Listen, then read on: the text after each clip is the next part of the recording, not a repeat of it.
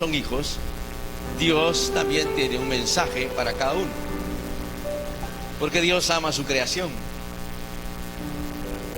Todo aquello que fue creado por Dios, Dios lo ama, y Él es el creador del universo entero. Por lo tanto, Dios ama todas las cosas y a cada ser humano.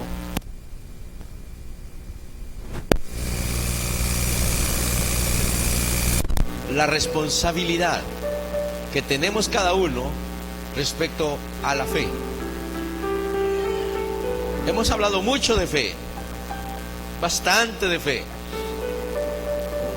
y jamás será mucho ni jamás será bastante, porque la Biblia dice que es imposible que agrademos a Dios si nuestra fe no está firme en Él. Y por esa razón, aunque hablemos una y otra vez de fe, jamás va a ser mucho para hablar de fe. Y hoy hablaremos un poco de la responsabilidad que cada uno tenemos de esa fe que debemos de tener en Dios. Vamos a estudiar como una responsabilidad vamos a ver, personal de nuestra fe. Y para ello vamos a leer un versículo que está en Hebreos 11.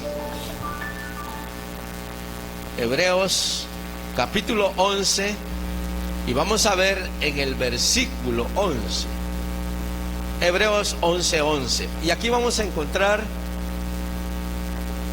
un pasaje en el cual nos damos cuenta de la responsabilidad de la fe de cada uno. Lo que dice la Escritura. Hebreos dice: por la fe también la misma Sara, siendo estéril, recibió fuerza para concebir y dio a luz aún fuera de tiempo, del tiempo de la edad, porque creyó que era fiel quien lo había prometido. Wow. Lo voy a leer otra vez, porque esto nos va a servir de mucho. Dice: por la fe también la misma Sara, siendo estéril, recibió fuerza para concebir y dio a luz aún fuera del tiempo de la edad, porque creyó que era fiel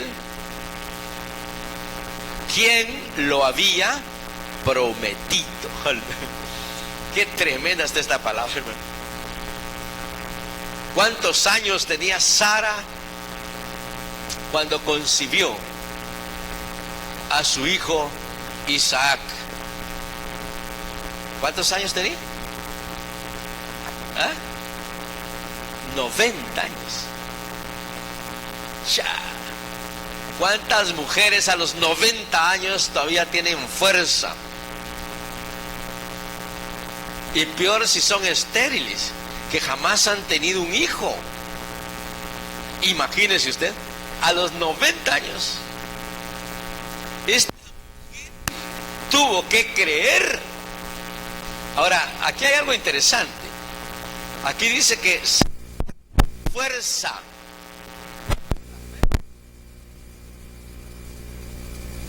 Tiempo de la edad que ella podía producir.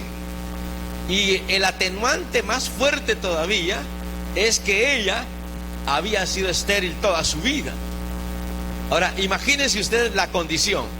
Una mujer estéril por toda su vida y que ya llegó a los 90 años, que se le pasó el tiempo si aún hubiera sido estéril para poder concebir un hijo. Pero la fe, el creer en el que dio la promesa, la hizo tener fuerza para poder concebir. De tal manera que Sara recibió esa fuerza para concebir, o sea, por su propia fe. Aunque Dios le había hablado a Abraham, a su esposo, todavía Sara tenía que utilizar su propia fe para concebir. Porque recordemos acá que se requiere de la propia fe para ser salvo. mi esposa no puede ser salva porque yo crea en Dios. Y yo no puedo ser salvo porque mi papá haya creído en Dios. Necesito mi propia fe. Y cada uno, hermanos, mis hijos no van a ser salvos porque yo crea en Dios. Ellos tienen que tener su propia fe. Y es lo mismo que sucedió acá. Y para cualquier cosa que se necesite fe, se necesita una fe muy personal. Oiga esto, muy personal. Para ser sano se necesita fe. Para ser prosperado se necesita fe. Para ser librado de cualquier situación se necesita fe. O sea, cada uno. Por eso es que Jesucristo utilizó diferentes medios para sanar a la gente, porque la fe de las personas no era ni estaba al mismo nivel. Necesitamos una fe muy personal, y esta es responsabilidad de cada uno. Así también vemos que se requiere propia fe o fe propia para recibir el cumplimiento de las promesas de Dios. La Biblia dice que Abraham le creyó a Dios y le fue contado por justicia. Pero ¿sabe usted que el bebé no iba a nacer solamente porque Abraham creyera? Ni porque Abraham estuviera orando, ay Señor, yo te creo que vamos a tener un hijo con mi esposa. No, tenían que actuar, porque si no, ¿cómo iba a venir el hijo? Porque un bebé no viene por correspondencia, ni por Facebook, ni el Twitter.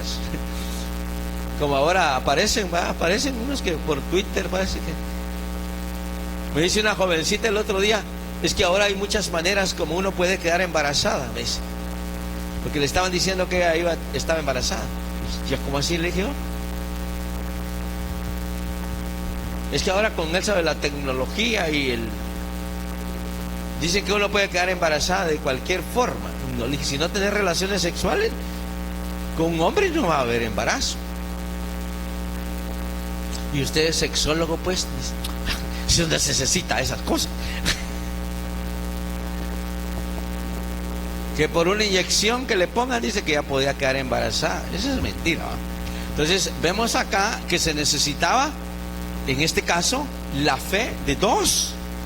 También la fe de esta mujer llamada Sara, porque el bebé, hermano, no podía nacer solo, ¿verdad? O hacerse solo con Abraham. Necesitaba que Sara, su esposa, también creyera en esto. Y entonces ella dice que por la fe en el que prometió. ¿Y quién fue el que prometió? El Señor de los cielos, ¿verdad? El creador del universo. Él fue el que hizo la promesa. Y ella tuvo fe, oiga esto, y su fe creció porque creyó en el que hizo la promesa. Entonces le dijo a Abraham, bueno, pues mi hijo, aunque ya estamos viejitos, pero vamos a creer a Dios. Y le creyeron. Porque dice que Abraham, hermanos, dice en Romanos que Abraham, siendo de casi 100 años, no escatimó, o sea, creyó en esperanza contra esperanza al ver su cuerpo. Pero yo, imagínense, Abraham de 100 años, al ver su cuerpo arrugadito y todo, y le creyó a Dios que iba a tener un hijo con su esposa. Yo digo que eso animó a la esposa y le ha dicho que, bueno, si vos crees que estás más viejo que yo, ¿cómo no voy a creer yo? Así que vamos pues. Hicieron la lucha y ¡pac! Que vino el hijo. Ahora, hubo una accionar de fe, pero cada uno tuvo que tener su propia fe.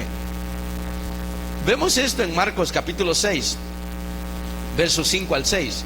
Y aquí hay un caso en los cuales Jesús fue a su tierra, como decimos nosotros, ¿verdad? Fue a visitar a su familia, a su tierra, donde él había nacido, donde él había vivido, más que todo donde había vivido. En el capítulo 6 de Marcos, versículos 5 y versículo 6, escuchen lo que dice aquí. Dice, y no pudo hacer allí ningún milagro Jesús, salvo que sanó a unos pocos enfermos, poniendo sobre ellos las manos, y estaba asombrado de la incredulidad de ellos y recorría las aldeas de alrededor enseñando. ¿Dónde estaba Jesús haciendo esto? ¿Y dónde es donde la gente no sanó? Solo unos pocos dice que sanaron por la incredulidad. Eso implica que ahí, hermanos, no creían en Jesús. ¿Y por qué? Si uno va al contexto del versículo 1, dice que Jesús vino a su tierra, o sea, Nazaret, donde él había vivido, y le seguían sus discípulos. Y llegó en el día de reposo y comenzó a enseñar, y muchos le oían, se admiraban. Pero oiga lo que decían: ¿de dónde tiene estas cosas? ¿Y qué sabiduría es esta que se le ha sido dada? Y estos milagros, porque sus manos son hechos. ¿No es este el carpintero, el hijo de María y hermano de Jacobo, de José, de Judas y de Simón? ¿No están también aquí con nosotros sus hermanas? Y se escandalizaban de él. Mas Jesús les decía: no hay profeta sin honra sino en su propia tierra y entre sus parientes y su casa. Mire qué cosa tan tremenda. Ahí donde estaban sus hermanas, sus hermanos carnales o medio hermanos, porque solo eran hijos de María, ¿verdad? Porque Jesús no era hijo de José, él era su padrastro en todo caso. Pero si vemos acá, ahí donde estaba su familia, casi no hizo milagros, ¿no? Porque la gente decía: no, hombre, ¿no es este el carpintero, pues? Ese es el carpintero, creo que no es la banca que era para la iglesia, para la sinagoga. Y no creían en él, porque miren, lo habían visto crecer allí desde pequeño. ¿Y de dónde tiene tanta sabiduría este? Vea esto: cuando hay mucha confianza, hermanos, cuesta que la gente crea. ¿Por qué muchas veces no le piden a usted que ore por su propia familia? ¿Ah? Mire, yo me alegro y yo me gozo en el Señor que nuestros nietos lleguen con nosotros a pedirnos que oremos por ellos, porque tenemos que romper esto, porque tenemos que reconocer que el que hace la obra perfecta es Dios y que nosotros solamente somos usados por Él para esto. Y yo me alegro, de veras me gozo de que parte de nuestra familia acá, ¿no?, esté en la iglesia.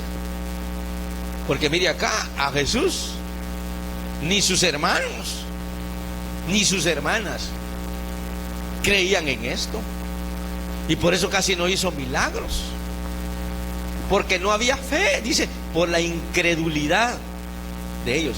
Y aquí habla de que, por eso hay un dicho por ahí, ¿verdad?, que profeta en su propia tierra es muy difícil que se levante.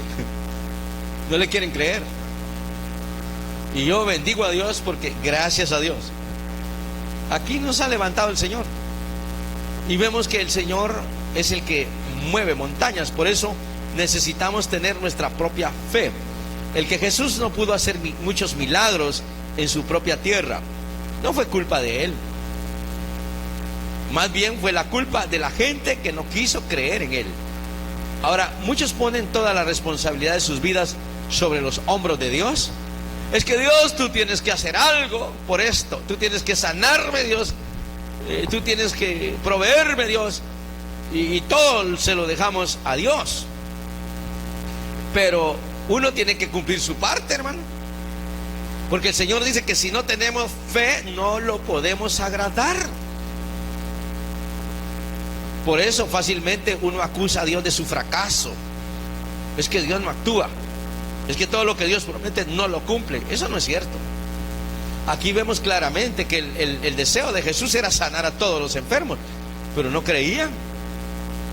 Él sanó pocos. En Habacuc capítulo 2 verso 4 dice muy claro, eso está en el Antiguo Testamento, pero es interesante parte de lo que uno lee acá en el Antiguo Testamento, porque se da cuenta de que todo esto es como sombra, dice la Biblia, de lo que había de venir. Y cuando uno lee en Habacuc capítulo 2 y verso 4, donde dice: he aquí que aquel cuya alma no es recta se enorgullece, mas el justo, ¿qué? Por su fe vivirá. Entonces, si ya somos justificados por Jesús, la Biblia dice que vamos a vivir por la fe que hemos puesto en Él. Entonces, el justo por la fe vivirá. Alguien dijo: nadie es un fracaso hasta que se encuentra buscando a un culpable por su fracaso. Ninguno es fracaso hasta que encuentre un culpable por el fracaso. Porque muchas veces, hermanos, le echamos la culpa a otros de nuestro fracaso, de nuestra propia, de nuestra incredulidad a veces, o de la ineptitud que tengamos para algo. Por ejemplo, ¿a quién culpó Adán cuando se fracasó? ¿A quién culpó Adán cuando fracasó? A la mujer, a Eva. Es que por culpa de ella es que yo no voy a la iglesia, usted. Por culpa de ella es que yo chupo. Por culpa de ella es que yo no, mejor no. No, que eso no es cierto. No es culpa de nadie más que es de uno mismo. Pero aquí encontramos, porque cada uno tenemos que responsabilizarnos. Entonces, cuando andamos buscando a un culpable por un fracaso, ya somos gente fracasada. Y vemos esto muy claro en esto que pasó aquí. Saúl como rey. Fíjense que el profeta Samuel llegó con Saúl y le dijo: dice Dios que vayas a pelear contra los amalecitas y lo destruyas todo, no dejas nada, todo lo tienes que destruir. Y Saúl va con su ejército, hermano. Pero oiga esto, se trajo al rey como rehén y se trajo el ganado gordo. Y cuando Samuel llega con Saúl y le dice: Saúl, ¿hiciste todo lo que Dios te dijo que hiciera? Y él dice: sí, lo cumplí todo al pie de la letra. Pero en ese momento que estaba el profeta Samuel ahí, una vaca hizo ¡mu! ¿Y qué es eso que oigo?, le dijo. Es una vaca gorda, le dijo. Lo que pasa es que el pueblo, mire pues, el pueblo me obligó a que yo trajera todo lo más gordo para entregárselo como una ofrenda a Dios. ¿Por qué no se responsabilizó? ¿A quién le dieron la orden de que hiciera eso? A Saúl, era el rey. A él le dijeron: no traes nada, destrúyelo todo. Pero él no hizo caso. Es que el pueblo me obligó. El pueblo me obligó. Es que aquí, hermano, cuando encontramos el fracaso, porque Saúl fracasó por eso. Fíjese que ahí mismo le dijo: Dios quiere más obediencia que sacrificio. Y de ahí nace aquel refrán, ¿verdad?, que decimos: vale más una onza de sacrificio, una onza de obediencia, que una tonelada de sacrificio. Hay gente que le gusta ofrendar y ofrendar, pero nunca obedece. De nada sirve. Entonces, a Saúl le quitaron su reinado porque no obedeció. Mire qué tremendo. Pero él echó la culpa ¿a quién? A la gente. Es que la gente me obligó. ¿Usted? La gente fue. Fracasó porque él no se responsabilizó de sus acciones. Bien. Ahora, las demandas de la fe. La fe demanda de nosotros. Oiga pues, la fe demanda de nosotros algo. En Romanos 10:17, ¿cómo es que viene fe? ¿Cómo es que viene fe a nosotros? Por oír dice. ¿Y por oír qué? La palabra de Dios. Entonces aquí hay una demanda. Dios nos demanda que si queremos ser llenos de fe, esa fe va a venir por oír, por oír, por oír. ¿Pero por oír qué?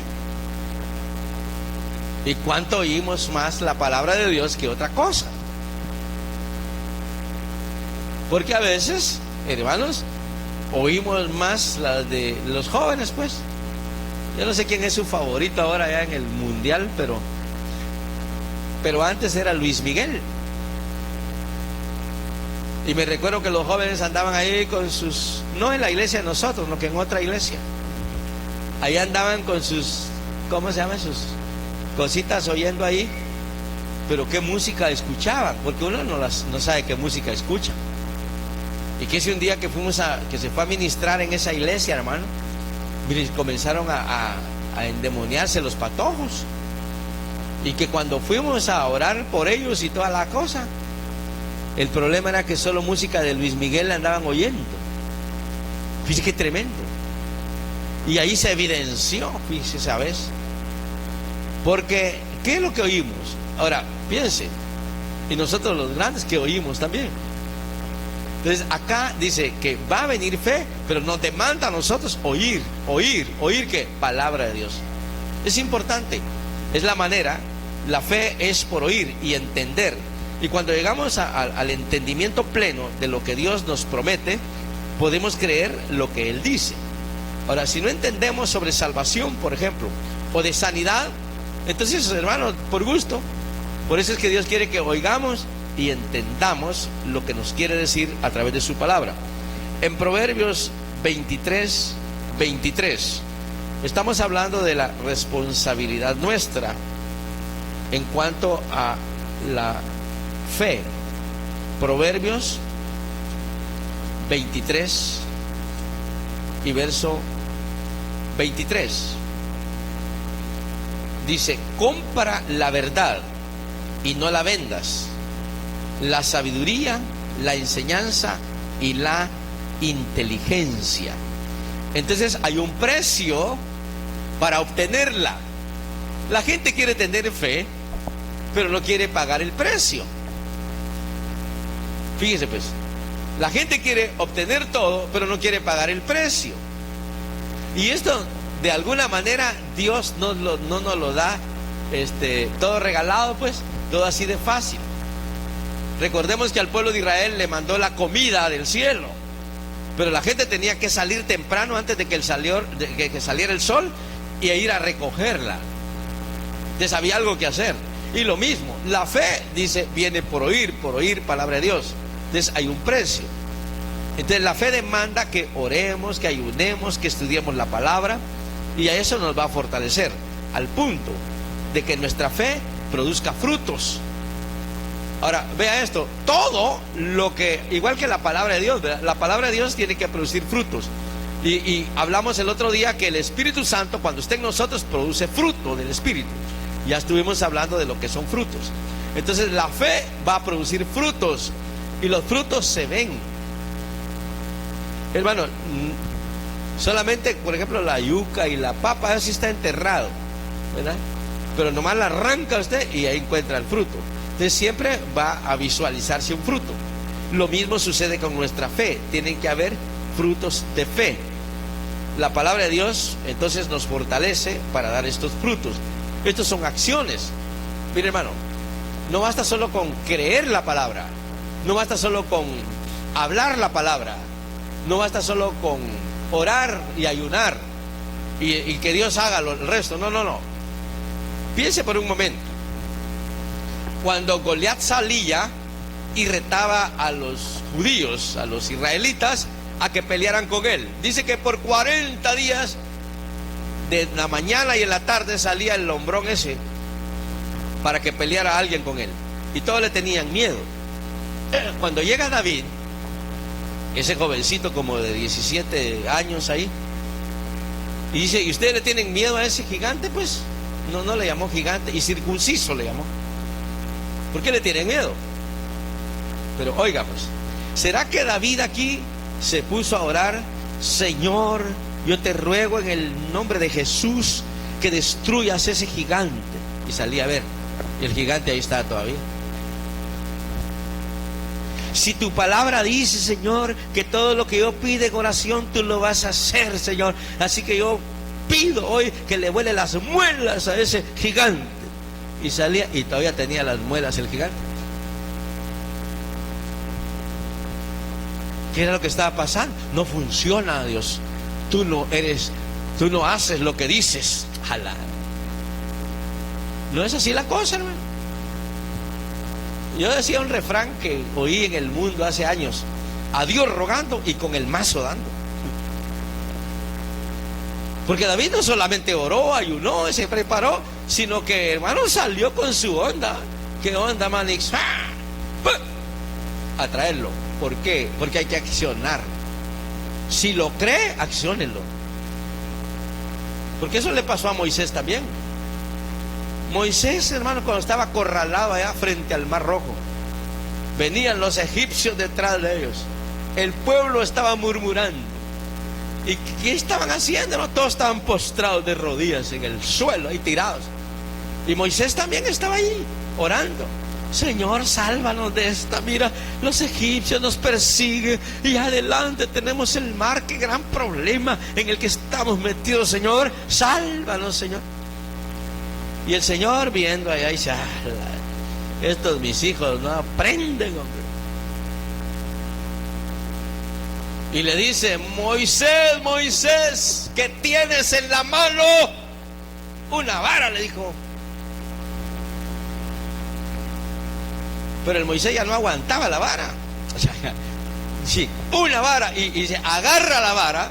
Mire, pues, levántate, párate frente al problema, párate frente al mar, extiende la vara y háblale.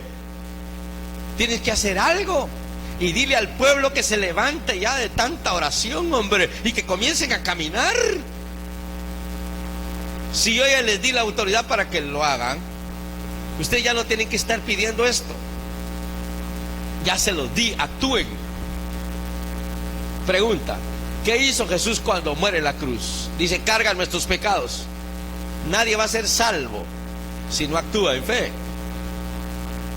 Jesús llevó sus pecados, pida perdón y ya recibe su salvación. Él cargó nuestras dolencias y nuestras enfermedades en su cuerpo, dice Isaías 53. ¿Qué tenemos que hacer? Llegar con Jesús y decirle: gracias por mi sanidad. Si Él ya la cargó y la llevó, algo tenemos que hacer. Los 10 leprosos que llegaron con Jesús, de lejos le dijeron: Señor, ten misericordia de nosotros, sánanos la lepra. Y Él les dijo: caminen pues, vayan con el sacerdote. Tuvieron que hacer algo. Ellos en la fe caminaron para donde el sacerdote, y cuando iban caminando, los 10 fueron sanos. Entonces tenemos que accionar nuestra fe. Esa es responsabilidad de cada uno. Eso ya no dependía de Jesús. Él les dijo: caminen donde el sacerdote y ahí se van a curar. Si alguien hubiera hecho: hazla usted, si eso está lejos, y yo mire cómo ando, está descalzo y hay piedritas, ¿cómo va a creer que voy a poder caminar hasta allá poniendo peros? ¿Cuándo se va a sanar así? Ay, si supiera usted. Cuesta mucho perseverar en la iglesia. Es usted porque no sabe todos los problemas que yo tengo. Si supiera. Si mire, si a mí es el que me duele el hígado, a usted no le duele nada, lo tengo al derecho. Ya me lo pasé para el izquierdo. Y dice: a mí es el que me duele, usted porque no le duele. O sea, y comienza uno a poner una serie de trabas y no recibe nada, hermano. No va a recibir. Usted tiene que accionar su fe, y cada uno somos responsables. En Juan capítulo 2 verso 5, vea esto. Juan 2:5. El Señor siempre está atento, hablándonos a que nosotros accionemos nuestra fe. San Juan capítulo 2 verso 5. Aquí dice: y su madre le dijo a los que servían: haced todo lo que os dijere. Aquí estaba María. ¿Dónde estaban ahí? En una fiesta, hermano. Mire, había un pachangón, había un matrimonio. Pero los matrimonios allá en Israel, las costumbres no es de un día, ni de un rato. Ahí es 7 días de fiesta, hermano. Por eso es que la iglesia va a tener 7 años de fiesta de bodas con el cordero allá arriba en el cielo, ¿va? Es lo mismo, por eso que es una costumbre judía. Recuérdense que Jesús es un judío, nació allá en Israel, entonces como judío, aunque se casa con una gentil, igual que José, ¿verdad? José se casó con una gentil en Egipto, pero estaban en el trono de la gloria allá y el pueblo de Israel estaba en Gosén, ¿verdad? En el tiempo de las vacas flacas. Lo mismo va a suceder en tiempo de vacas flacas acá en la tierra, que va a ser los 7 años de gran tribulación. José, o sea Jesús tipo de José, o José tipo de Jesús, va a estar casándose con su Asenat, la iglesia, ¿verdad? Allá en las bodas del Cordero, en el palacio. ¿Dónde se casó José? José no se va a casar a Gosén. José no se casó ahí con el pueblo judío. No, no. José se casó en el palacio, hermano. Ahí se casó José, con Asenat. Entonces la iglesia se va a casar con su José, con Jesús, en las bodas del Cordero. 7 años de bodas. Imagínense, 7 años de fiesta. Mientras aquí las vacas flacas van a estar serios. 7 años de gran tribulación. Pero acá vemos a esta pareja de esposos casándose en Canaán. Y ahí llega Jesús invitado. Y ahí está Jesús, pues, invitado a la fiesta. Ahora imagínese 7 días de fiesta. Y Jesús estuvo ahí. Porque míreme la mano, había comida para todos. Ahí estaban los discípulos con él. Casarse uno en ese tiempo hubiera sido, míreme la mano, mucho gasto. Y acá, no sé si alguno ha ido por ahí al altiplano, ahí por San Lucas Tolimán. Ahí son diferentes las fiestas de casamiento. Fíjense que nosotros nos invitaron a ir a predicar por allá a un matrimonio. Y ahí los padres del muchacho tienen que prepararse con mucha comida, porque la gente llega desde la mañana a la casa del muchacho llevando regalos, pero ahí se quedan para el desayuno, almuerzo y cena. De una vez, hermano. Y a la casa de la muchacha llegan los invitados de ella y la misma historia, ahí se quedan de una vez. Y después ya salen ellos, el grupo que viene con el novio y el grupo de la novia, y se encuentran en la municipalidad para celebrar el matrimonio civil. Y de ahí salen a pie para la iglesia, donde se van a hacer los votos matrimoniales. Pero hermanos, cuánta comida, imagínate. Ahora acá la fiesta no era de un día, eran a las 5 de la mañana dicen que comienzan a llegar las gentes a las casas de los novios. Pero acá en este caso eran 7 días, hermano. Y ahí estaban todos los invitados. Dice, y al tercer día se hicieron unas bodas en Caná de Galilea, y estaba ahí la madre de Jesús. Fueron también invitados a las bodas Jesús y sus discípulos. O sea, es un platal, hermano, casarse en ese tiempo. Hoy ya no se gasta. Bueno, aquí solito, pum. Y oiga lo que les pasó, les faltó el vino. Y María va con Jesús y le dice, mira, mi hijo, se acabó el vino. ¿Qué tengo que ver yo en esto, hijo? Ese no es mi problema, es el problema del novio. Él tenía que prepararse con suficiente. Pero ni modo. Jesús les dijo, ¿qué tienes conmigo, mujer? Aún no ha venido mi hora. Todavía no es el tiempo en que Dios me haya dicho que, porque él hasta aquí no había hecho ni un milagro, hermano. Él lo sabía. Y digo, todavía no ha venido mi hora. Pero oiga, la mamá bien tremenda, porque la mamá le dice a los que servían, dice, hey, hagan todo lo que diga mi hijo. Tremenda la mamá, mire usted. Ahora, yo, ¿sabe qué veo ahí? Que María tenía una fe tremenda en Jesús. Mire, hagan todo lo que él dice, porque segurito que lo que él diga, eso va a suceder. Y les fue a decir a todos los que estaban sirviendo, se acabó el vino, muy bien, vengan acá y vayan con él y hagan todo lo que él les diga. Va, eso es fe. Lo que él les diga, eso va a suceder. ¿Y qué les dijo Jesús? Va, vengan pues. Al fin va, dice, estaban ahí también unas tinajas de piedras, oiga, para agua. conforme al rito de la purificación de los judíos, y en cada una de las cuales cabían 2 o 3 cántaros. Y Jesús les dijo, llenen estas tinajas de agua, y las llenaron hasta arriba. Entonces les dijo, ahora saquen y llévenlo al maestresala, y se lo llevaron. Y cuando el maestresala probó el agua hecha vino, sin saber de dónde era, aunque lo sabían los sirvientes que habían sacado agua, llamó al esposo y le dijo el maestresala, todo hombre sirve primero el buen vino, y cuando ya han bebido mucho, entonces da el inferior, mas tú has reservado el mejor vino hasta ahora. Y qué tremendo. Dice, aquí vemos que cuando Jesús hace algo, mire, ahora, ¿por qué sucedió el milagro? Porque los sirvientes actuaron en fe también.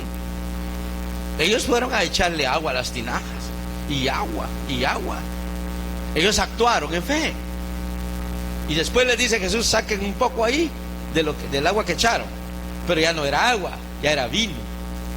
Ahora llévensela ahí al que lo prueba, pues, el catador que está ahí. Y cuando aquel prueba, dice, ¡ala! ¡Qué delicioso! Pero dice, ¿cómo es posible que este hombre haya guardado lo mejor para de último? Si normalmente primero se da lo mejor, y de último, como ya están ahí hebreos, se da la chiricuta.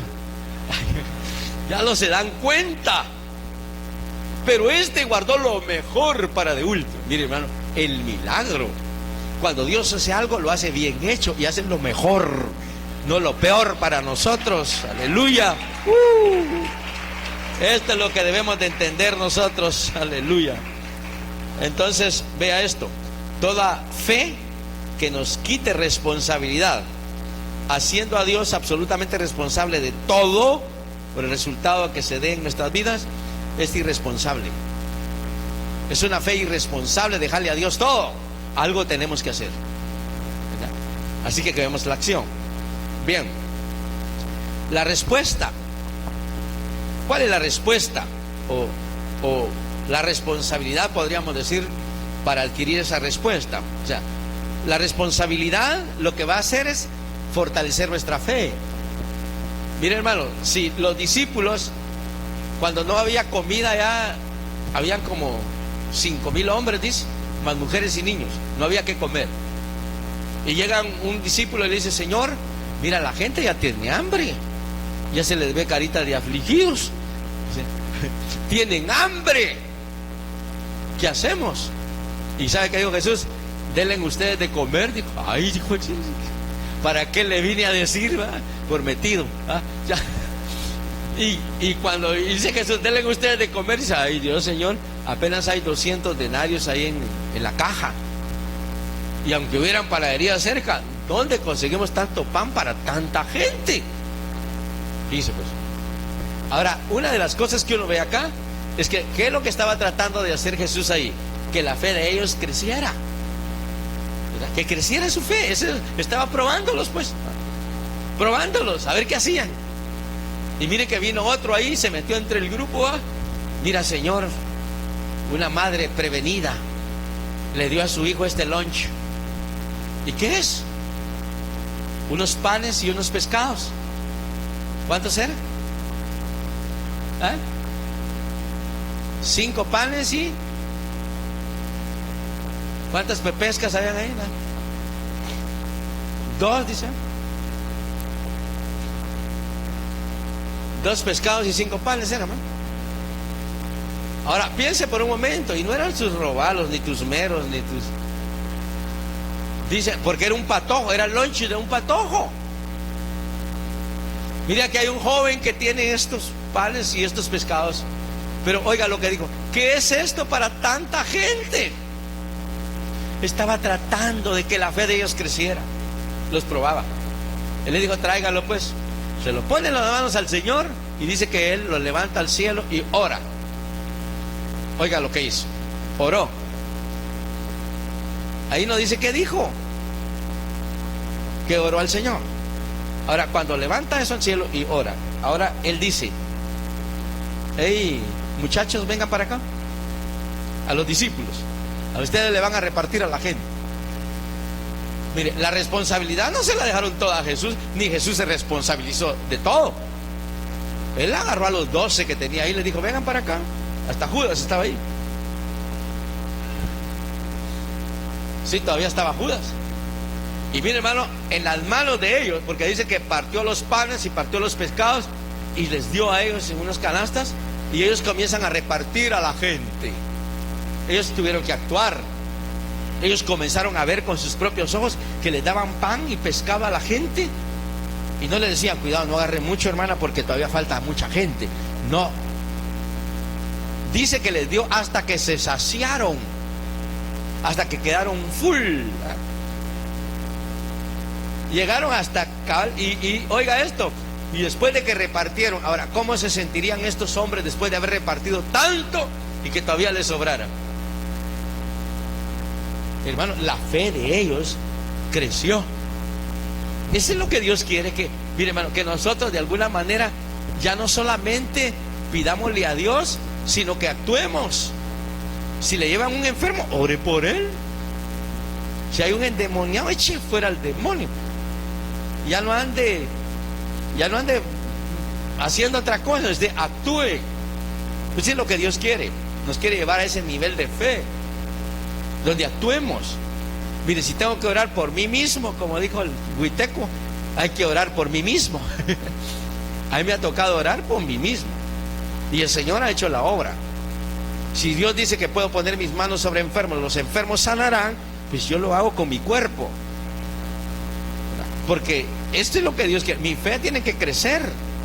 Ya no voy a depender solamente de otro, sino que tengo una responsabilidad. Por eso, vea esto.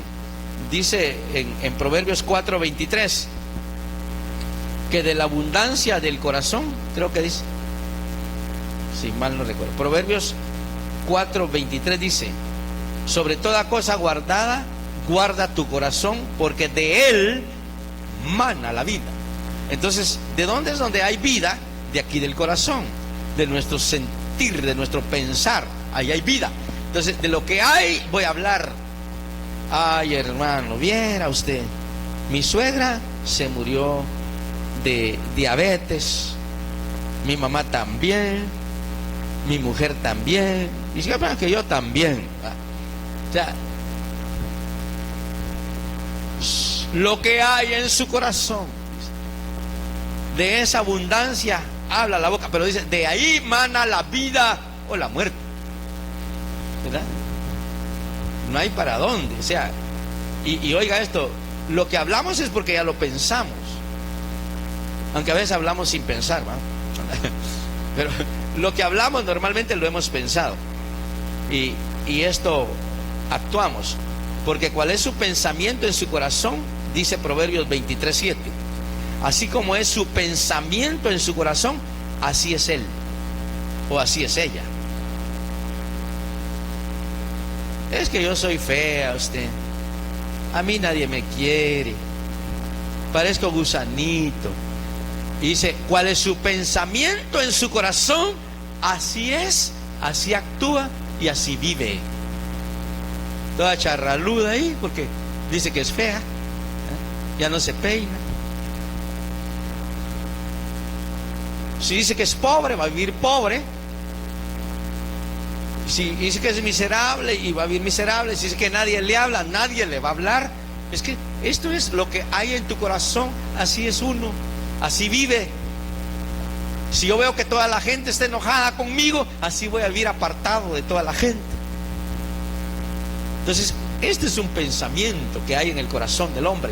Pero tal como piensa, así vive. Así vive. Pero hermanos, nosotros debemos de saber quiénes somos. Somos hijos de Dios, ¿verdad? Y esta es una identificación que debemos tener. Un Padre que nos ama y que nos ayuda y que nos protege. Por eso en Marcos 11:23 dice que debemos hablar palabras de fe. Y no es cuestión solo de hablarlas, como decía, hay que actuar en ellas. Marcos 11:23. Veamos lo que dice. Hay algo que Jesús, cuando anduvo sobre la faz de la tierra, mire, nos dejó tantas enseñanzas. Y dice ahí en Marcos 11:23, porque de cierto os digo, que cualquiera que le dijere a este monte, quítate y échate en el mar, y no dudare en su corazón, sino creyere que será hecho lo que dice, lo que diga, le será hecho. Entonces dice, cualquiera que se pare frente a la montaña, el problema pues, y le hable lo que cree en su corazón, lo que diga, porque lo cree, será hecho. Lo que dice será hecho, pero tiene que accionar, tiene que hablar, tiene que actuar.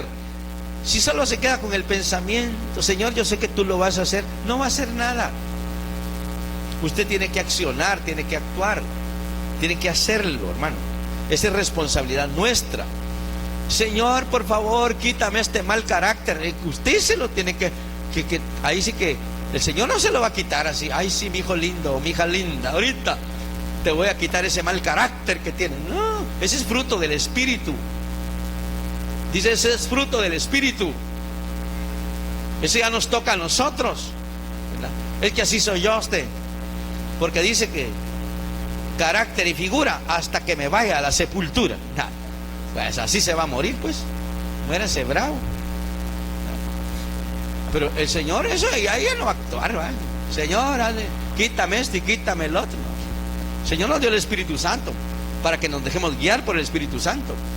Y si permitimos que el fruto del Espíritu Santo fluya, entonces va a haber el fruto del Espíritu, ¿va? Y las griterías, las contiendas, el mal carácter, eso se va a ir, porque va a haber el fruto del Espíritu, ya está en nosotros. Hay que darlo a conocer nada más. Bien, por esa razón vemos acá que el monte no va a moverse si nosotros no le hablamos. Santiago 2:18, ya vamos a concluir. En Santiago 2:18 nos habla de la fe sin obras está ¿qué? Muerta. Dice, pero alguno va a decir, tú tienes fe y yo tengo obras. Muéstrame tu fe sin tus obras y yo te mostraré mi fe por mis obras. Porque fe sin obras, dice, está muerta. Entonces, ¿cuál es la fe sin obras? Esa que nosotros hemos estado hablando. Abraham se cambió nombre de Abraham a Abraham, ¿verdad? Porque dice la Escritura que él tuvo que tener un cambio en su vida. En el caso de Ana, aquella mujer que aparece ahí en Jueces, capítulo 1, me parece. Sí. Esta mujer, si vemos nosotros, esta mujer llamada Ana, era estéril. Y como en ese tiempo, el Cana creo que era, tenía 2 esposas. Pero dice que la otra le daba hijos. Y Ana era estéril. Y la otra se burlaba de Ana. Era una maldición ser estéril en ese tiempo a las mujeres. Y vemos acá de que Ana estaba afligida y comienza a pedirle a Dios que le dé un hijo. Y le ora a Dios que le dé un hijo. Dice la Biblia que el sacerdote que estaba ahí en el templo, cuando ella fue a orar, la vio como que estaba borracha. Pero ella no estaba borracha, ella estaba llorando delante de Dios y pidiéndole un hijo. Pero usted cree que se quedó ahí, vaya Señor, gracias por que ya me diste el hijo. No. Si uno lee, vamos a ver, en primera Samuel está, perdón, 1 Samuel 2:3. Estaba confundiendo la cita. 1 Samuel capítulo 2, porque es en el tiempo así. 1 Samuel, después de Ruth está así. 1 Samuel 2:3, ahí está el caso de Ana. Y ahí dice, y todos los años aquel varón, 2:3 dice, y oiga la oración que hacía Ana: no multipliquéis palabras de grandeza y altanería, cesen las palabras arrogantes de vuestra boca, porque el Dios de todo saber es Jehová, y a Él le toca el pesar las acciones. O sea, Dios pesa las acciones de lo que nosotros hacemos y decimos. Y en este caso, ella estaba orando con fe para recibir un hijo, para tener un hijo. Entonces, vemos acá que tomó una acción de fe, ¿verdad? Una acción de fe. Recibió la profecía, se fue a su casa y ya no estuvo más triste. Dice la escritura ahí que ella ya no estuvo más triste. Ahora ya no había tristeza en ella, comenzó a actuar. Por eso le dijo a Dios ella que Él es el que pesa las acciones. Entonces vea esto: si usted le trajo tristeza a algo y le puso a Dios a los pies de la cruz de Cristo su problema, ya no siga viviendo la misma tristeza. Ahora levántese y accione. Esta mujer accionó y dijo: bueno, ya Dios quitó mi tristeza, ya no soy más estéril, así que ahora me voy con mi marido de luna de miel y a tener el primer hijo. Entonces, después de tantos años, ella comenzó a accionar. Se le fue la tristeza y vino su hijo Samuel. Una de las cosas que vemos acá es el accionar. Es como cuando uno está pidiendo por fe: Señor, necesito una provisión económica, y uno comienza a orar para que una cosecha venga. Pero si no siembra semillas, porque esa es la parte que nos toca en fe hacer, ¿cuándo va a venir cosecha? Es como que usted tenga ahí una caballería de terreno y es fértil, pero si no le siembra semillas, jamás va a haber cosecha. Entonces necesitamos accionar en fe para poder recibir lo que Dios dice que nos quiere dar. Hoy, hermanos, concluimos acá cómo estamos pensando, cómo estamos hablando y cómo estamos actuando. Porque aquí hay que actuar. Como decía, no solo orar. David oró, pero luego a la batalla. La fe requiere que tomemos nuestra responsabilidad para que veamos cómo Dios puede cumplir lo que Él nos prometió.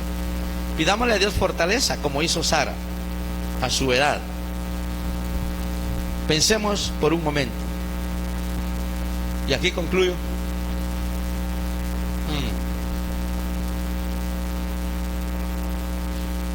Cuando Josué iba con el pueblo de Dios a tomar la tierra prometida, pasan el río Jordán y luego encuentran una ciudad amurallada llamada Jericó. Dice que los muros de esa ciudad, hermanos, pasaban carros a caballo encima de los muros, o sea, bien ancho y alta la muralla, de pura piedra todo. Y ellos no podían entrar a esa ciudad y la tenían que conquistar. Aunque hubieran llevado los mejores cañones de su época, jamás se hubieran pasado esos muros para botar la ciudad. Pero Dios les dio una estrategia. Mire pues, y aquí se necesita fe para esto. Pregunta: si usted hubiera estado como líder o como parte de ese pueblo,